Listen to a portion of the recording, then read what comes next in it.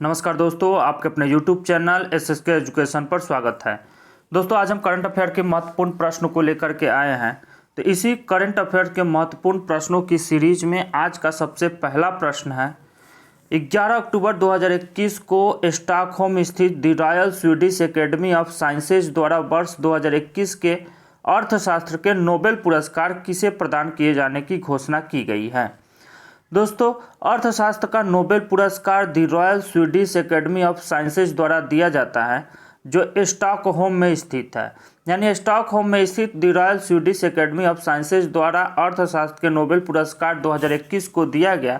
तो वर्तमान में अर्थशास्त्र का नोबेल पुरस्कार 2021 David Card, Josiah D Angrist, Guido W Imbens, इन तीनों लोगों को दिया गया। यानी आपके ऑप्शन के अनुसार उपयुक्त सभी David Card, Josiah D Angrist और गुइडो डब्ल्यू इवेंस को अर्थशास्त्र का नोबेल पुरस्कार दिया गया है। चलिए दोस्तों, चलते हम अपने अगले प्रश्न की तरफ। हमारा अगला प्रश्न है, 7 अक्टूबर 2021 को किसे वर्ष 2021 के साहित्य के क्षेत्र में नोबेल पुरस्कार प्रदान किए जाने की घोषणा की गई है। तो साहित्य के क्षेत्र में नोबेल पुरस्कार प्रदान किए जाने की घोषणा अब्दुल रज्जाक गुरनाह को की गई है। यानी अब्दुल रज्जाक गुरनाह को 2021 का साहित्य के क्षेत्र में नोबेल पुरस्कार दिया गया है। चलिए दोस्तों, चलते हम अपने अगले पॉइंट की तरफ। हमारा अगला पॉइंट है, 8 अक्टूबर 2021 को किसे शांति का नोबेल पुरस्कार प्रदान किए जाने की घोषणा की गई है। शांति का नोबेल पुरस्कार 8 अक्टूबर 2021 को दिया गया और 8 अक्टूबर 2021 को शांति का नोबेल पुरस्कार मारिया रेसा और दिमित्री मुरातोव को दिया गया है। मारिया रेसा और दिमित्री मुरातोव को 8 अक्टूबर 2021 को शांति का नोबेल पुरस्कार दिया गया है। चलिए दोस्तों, चलते हम अपने अगले प्रश्न की तरफ। हमारा अगला प्रश्न है, 6 अक्टूबर 2021 को the royal Swedish academy of sciences द्वारा रसायन विज्ञान के क्षेत्र के नोबेल पुरस्कार की घोषणा की गई। इससे संबंधित निम्न कथनों पर विचार कीजिए। यानी कि the royal Swedish academy of sciences द्वारा रसायन विज्ञान के क्षेत्र में नोबेल पुरस्कार प्रदान किया गया है। तो नोबेल पुरस्कार प्रदान किया गया है, उससे संबंधित कथन दिए गए हैं और इन कथन में से कौन सा ऐसा कथन है जो रसायन विज्ञान के क्षेत्र में सही है। पहला ऑप्शन है, इस वर्ष यह पुरस्कार 2 वैज्ञानिकों को संयुक्त रूप से प्रदान किया जाएगा। यह पुरस्कार जर्मन वैज्ञानिक बेंजामिन लिस्ट तथा अमेरिकी वैज्ञानिक डेविड डब्ल्यू मैकमिलन को प्रदान किया जाएगा। यह पुरस्कार एसीमेट्रिक ऑर्गेनोकैटालिसिस के विकास के लिए दिया जाएगा। तो दोस्तों, अगर हम बात करें रसायन विज्ञान की, तो ये तीनों सही है। यानी कि यह पुरस्कार 2 वैज्ञानिकों को, रसायन विज्ञान के क्षेत्र में नोबेल पुरस्कार 2 वैज्ञानिकों को दिया जाएगा। यह पुरस्कार जर्मन वैज्ञानिक बेंजामिन लिस्ट तथा अमेरिकी वैज्ञानिक डेविड डब्ल्यू मैकमिलन, यानी रसायन विज्ञान का नोबेल पुरस्कार बेंजामिन लिस्ट और अमेरिकी वैज्ञानिक डेविड डब्ल्यू मैकमिलन को प्रदान किया जाएगा। यह पुरस्कार एसीमेट्रिक और ऑर्गेनोकैटालिसिस के विकास के लिए दिया जाएगा। तो कथन 1, कथन 2 और कथन 3 तीनों कथन सही है। चलिए दोस्तों, चलते हम अपने अगले प्रश्न की तरफ। हमारा अगला प्रश्न है, 5 अक्टूबर 2021 को स्टॉकहोम स्थित the royal Swedish academy of sciences द्वारा वर्ष 2021 हेतु भौतिक विज्ञान के क्षेत्र के नोबेल पुरस्कार की घोषणा की गई है। तो इससे संबंधित निम्न कथनों पर विचार कीजिए। यानी कि भौतिक विज्ञान के क्षेत्र में नोबेल पुरस्कार से संबंधित अगर हम बात करें, तो इस वर्ष यह पुरस्कार 3 वैज्ञानिकों को प्रदान किया जाएगा। ये कथन सही है। यानी कि भौतिक विज्ञान 2021 का नोबेल पुरस्कार 3 वैज्ञानिकों को दिया गया है। ये कथन सही है। चलिए दोस्तों, चलते हम अपने अगले पॉइंट की तरफ। यानी अगर हम कहें कि 3 वैज्ञानिकों को भौतिक का नोबेल पुरस्कार 3 वैज्ञानिकों को दिया गया। यह पुरस्कार जापान में जन्मे अमेरिकी वैज्ञानिक स्यूक्रो मनाबे तथा जर्मन वैज्ञानिक क्लाउस हैसलमैन और इटालियन वैज्ञानिक जियोर्जियो पारिसी को प्रदान किया जाएगा। ये बात भी सही है दोस्तों। अगर हम बात करें भौतिक विज्ञान के नोबेल पुरस्कार की, तो भौतिक विज्ञान का नोबेल पुरस्कार अमेरिकी वैज्ञानिक स्यूक्रो मनाबे, जर्मन वैज्ञानिक क्लाउस हैसलमैन और इटालियन वैज्ञानिक जियोर्जियो पारिसी को प्रदान किया गया।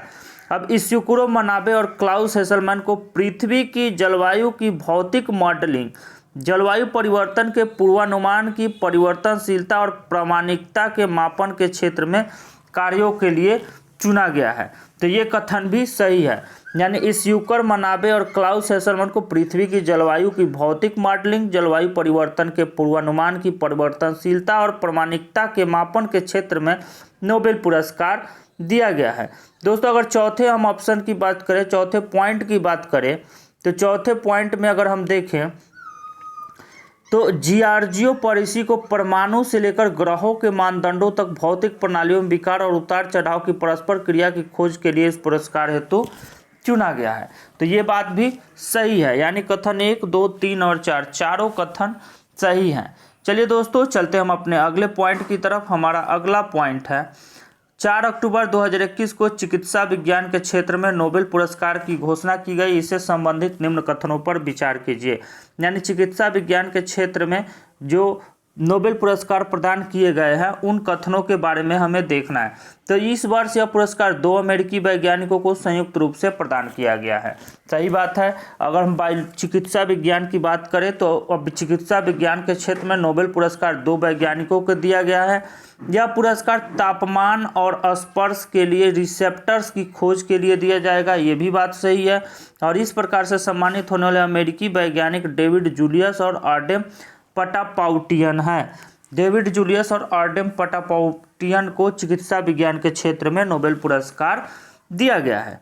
चलिए दोस्तों चलते हम अपने अगले प्रश्न की तरफ। हमारा अगला प्रश्न है 8 से 16 जनवरी 2022 के मध्य 30वां नई दिल्ली विश्व पुस्तक मेला 2022 प्रगति मैदान नई दिल्ली में आयोजित होगी। इसकी थीम क्या है?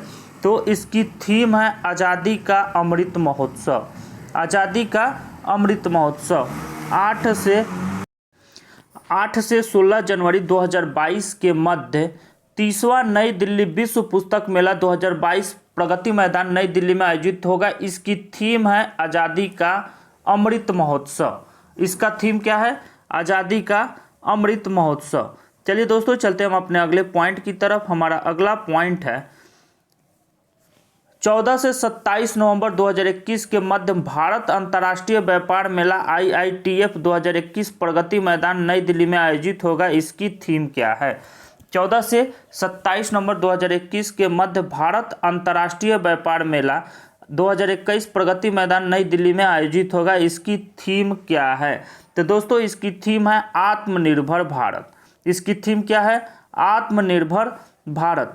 चलते हम अपने अगले प्रश्न की तरफ। हमारा अगला प्रश्न है 8 अक्टूबर 2021 को केंद्रीय मत्स्य पालन, पशुपालन एवं डेयरी मंत्री पुरुषोत्तम रूपाला ने किस राज्य में राष्ट्रव्यापी नदी तटीय कार्यक्रम का शुभारंभ किया?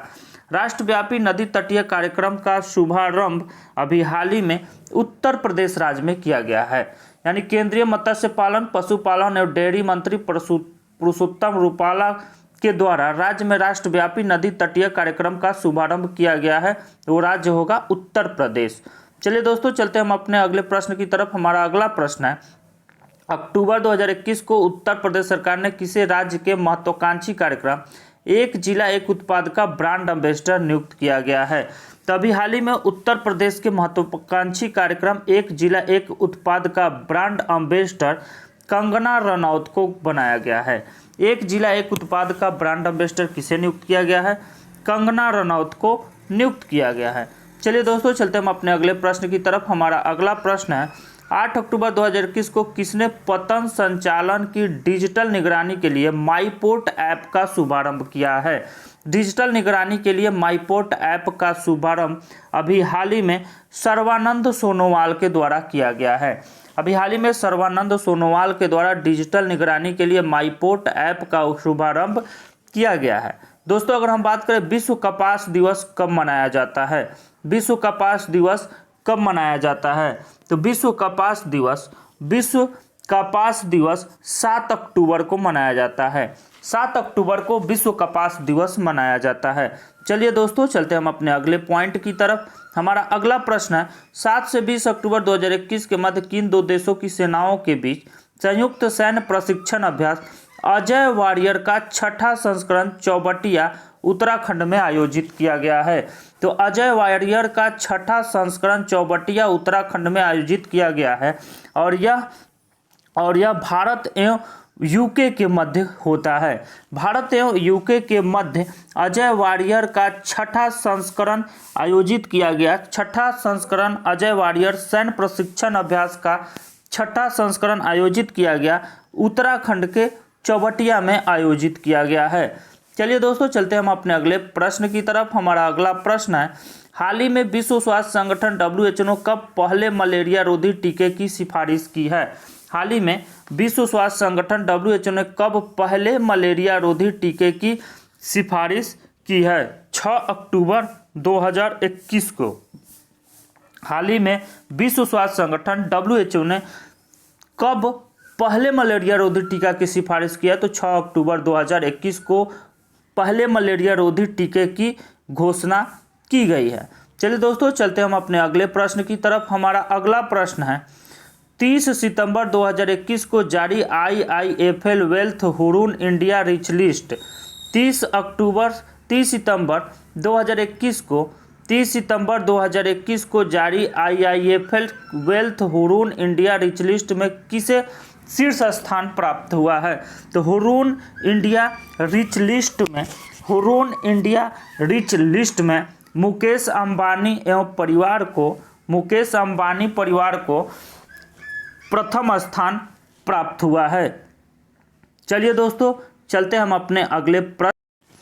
हमारा अगला पॉइंट है, 7 अक्टूबर 2021 को उत्तर प्रदेश सरकार ने लखीमपुर खीरी हिंसा की जांच के लिए किसकी अध्यक्षता में एक सदस्यीय आयोग का गठन किया है? तो 7 अक्टूबर 2021 को उत्तर प्रदेश सरकार ने लखीमपुर खीरी हिंसा की जांच के लिए न्यायमूर्ति प्रदीप कुमार श्रीवास्तव की अध्यक्षता में एक सदस्यीय आयोग का गठन किया है। तो आपसे यदि प्रश्न पूछे 7 अक्टूबर 2021 को उत्तर प्रदेश सरकार ने लखीमपुर खीरी हिंसा की जांच के लिए किसकी अध्यक्षता में एक सदस्यीय आयोग का गठन किया है? तो न्यायमूर्ति प्रदीप कुमार श्रीवास्तव की अध्यक्षता में एक सदस्यीय आयोग का गठन किया है। हमारा अगला प्रश्न है, 17 नंबर प्रश्न है, सितंबर 2021 में किसे ACDJ प्रोग्रेस अवार्ड से सम्मानित किया गया? SDG प्रोग्रेस अवार्ड से सम्मानित किया गया अभी हाल ही में। तो SDG प्रोग्रेस अवार्ड किसे प्रदान किया गया है? तो SDG progress award Sheikh Hasina को प्रदान किया गया है। SDG प्रोग्रेस अवार्ड किसे प्रदान किया गया है? शेख हसीना को SDG प्रोग्रेस अवार्ड से सम्मानित किया गया है। 6 से 8 अक्टूबर 2021 के मध्य भारत जापान द्विपक्षीय समुद्री अभ्यास जाइमेक्स 2021 के 5वें संस्करण का आयोजन कहाँ किया गया? जाइमेक्स जो कि भारत और जापान के मध्य द्विपक्षीय समुद्री अभ्यास है और 2021 में आयोजित किया गया है, जो 5वां संस्करण होगा और इसका आयोजन अरब सागर में किया गया है। जाइमेक्स का 5वां संस्करण का आयोजन अरब सागर में किया गया है। 4 अक्टूबर 2021 को किसने जापान के नए प्रधानमंत्री के रूप में पदभार ग्रहण किया है? तो फूमियो किसीदा 4 अक्टूबर 2021 को जापान के नए प्रधानमंत्री के रूप में पदभार ग्रहण किए हैं। अगर हम बात करें अगले पॉइंट की तरफ, हमारा अगला प्रश्न है, 27 सितंबर से 1 अक्टूबर 2021 के मध्य भारत एवं किस देश के बीच औद्योगिक सुरक्षा समझौता शिखर सम्मेलन नई दिल्ली में आयोजित हुआ?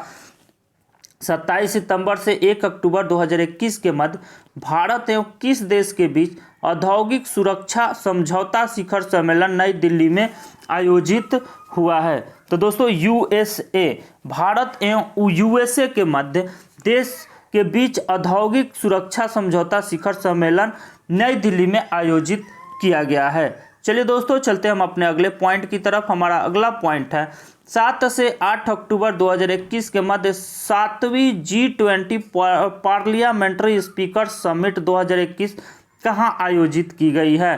तो 7 से 8 अक्टूबर 2021 के मध्य 7वीं G20 पार्लियामेंट्री स्पीकर्स समिट 2021 अभी हाल ही में रोम में आयोजित की गई है। कहाँ आयोजित की गई है?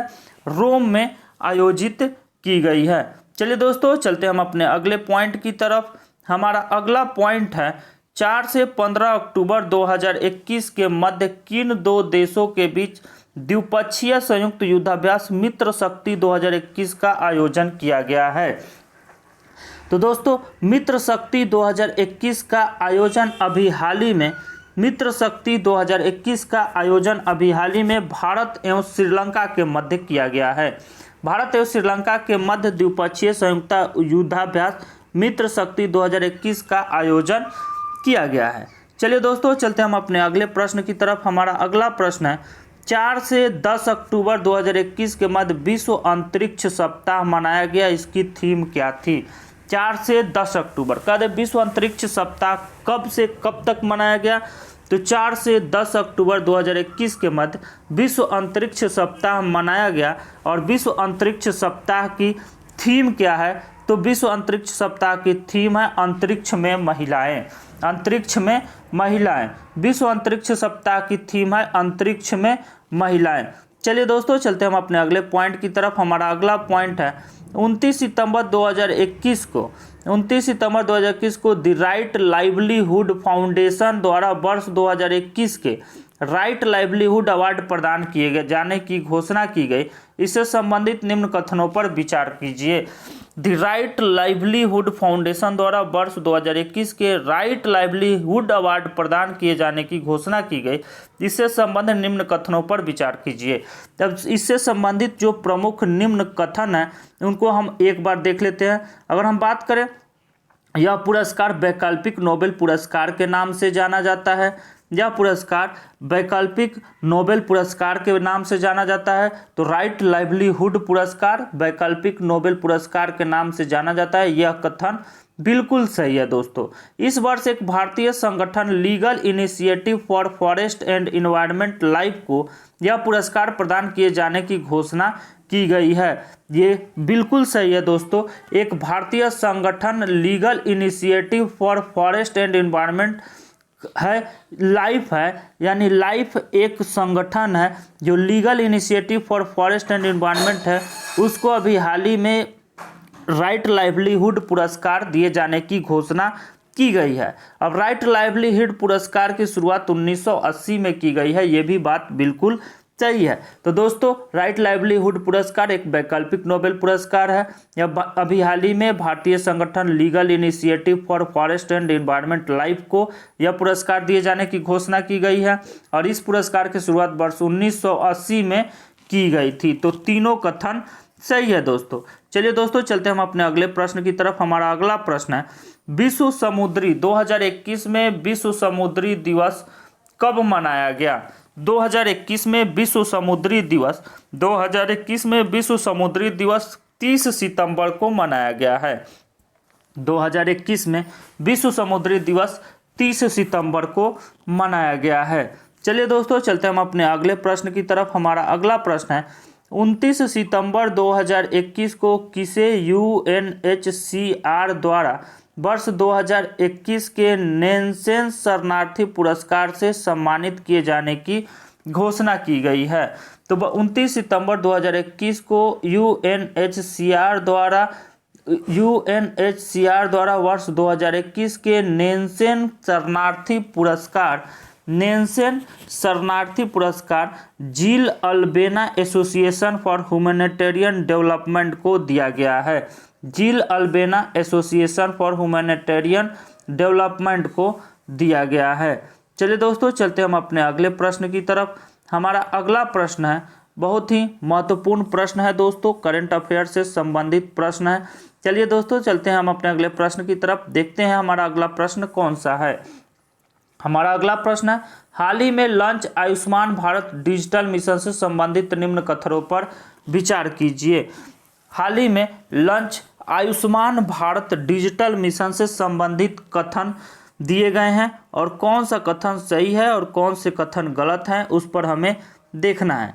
तो चलिए दोस्तों, अगर हम बात करें आयुष्मान डिजिटल मिशन के तहत 27 सितंबर 2021 को प्रधानमंत्री नरेंद्र मोदी ने राष्ट्रीय स्तर पर इस मिशन का शुभारंभ किया है।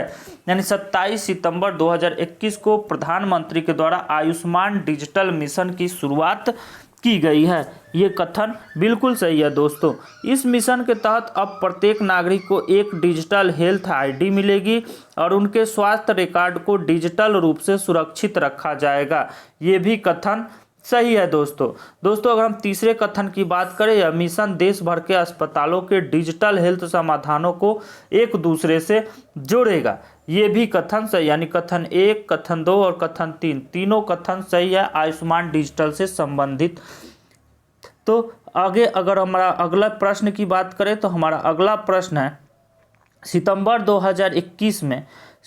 2021 में वैज्ञानिक एवं औद्योगिक अनुसंधान परिषद CSIR द्वारा शांति स्वरूप भटनागर पुरस्कार की घोषणा की गई। इससे संबंधित निम्न कथनों पर विचार कीजिए।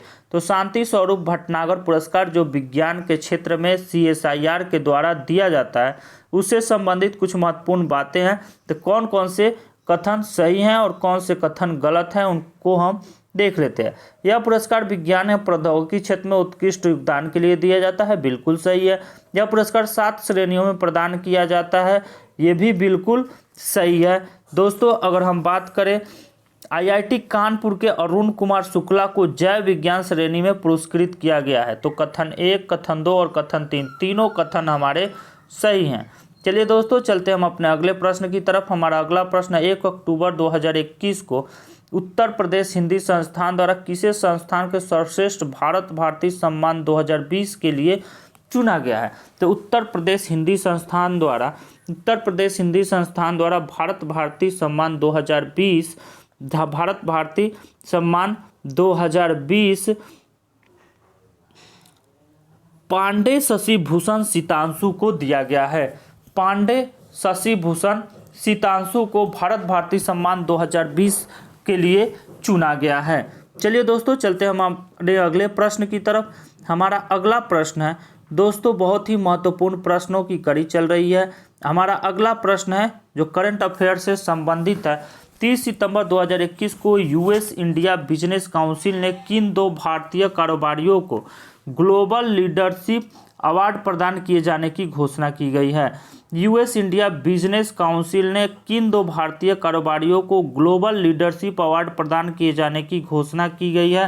तो 2 भारतीय हैं जिन्हें ग्लोबल लीडरशिप अवार्ड दिए जाने की घोषणा US इंडिया बिजनेस काउंसिल के द्वारा की गई है और वो 2 भारतीय शिव नाडर एवं मल्लिका श्रीनिवासन। शिव नाडर एवं